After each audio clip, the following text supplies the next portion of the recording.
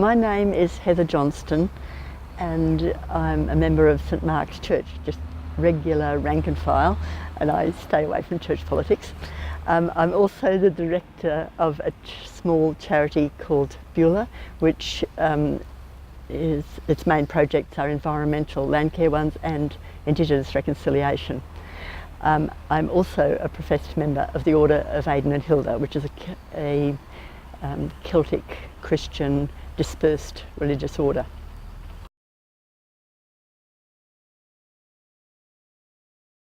I think that reconciliation will have occurred when Aboriginal and non-Indigenous people have an equal conversation on an equal basis, and their histories and their cultures are equally respected at a sort of level.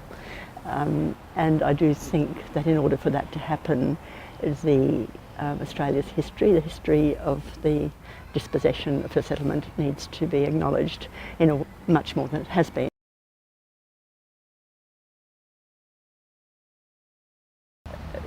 We organise many events which are aimed at public education, really, all sorts of things, storytelling, letters in the paper, marches, we have,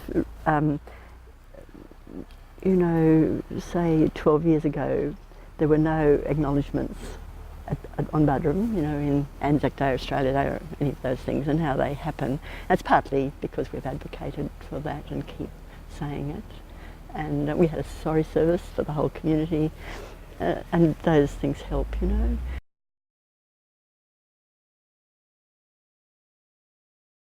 I'm really a revegetator and a land care person, and then I concluded that you couldn't really care for your land without attending to the history, which is embedded in it in some way. And we did a re-veg project here on St Mark's property, and we got the Beulah, the charity, got the grants and organised the working bees and the events and all that sort of thing, and did it. And now it's a nice piece of mature re-veg, and it's been called One Year Park for the Indigenous people. One year is G'day in the local language, and we've got some artworks and things there. So that's been a happy collaboration, and that is sort of, it's in the infrastructure.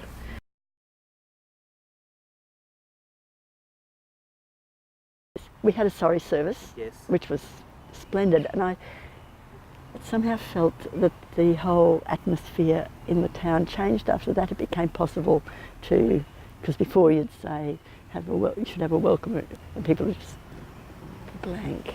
But after that, we had that service, there was a new openness, it seemed to me, to these suggestions. And when we had the service, we just put a little, and it was a sorry for the treatment of Aboriginal and Islander people historically, and we installed a plaque in the grounds just there, which are there forever, and the Aboriginal people who visit appreciate that. They find that moving, and I sort of like a permanent record of the things that we do, really.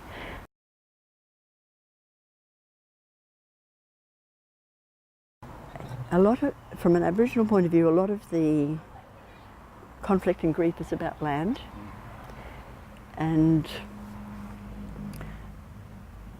I think that if every piece of land was stolen from the Aboriginal people, like this bit stolen from the Aboriginal people, and the Anglican Church owns a vast amount of land, really, and if every congregation on every bit of, or every person on every block of land acknowledges that this land was stolen from the Aboriginal people and makes some attempt to understand the history of the place, that would be reconciliation,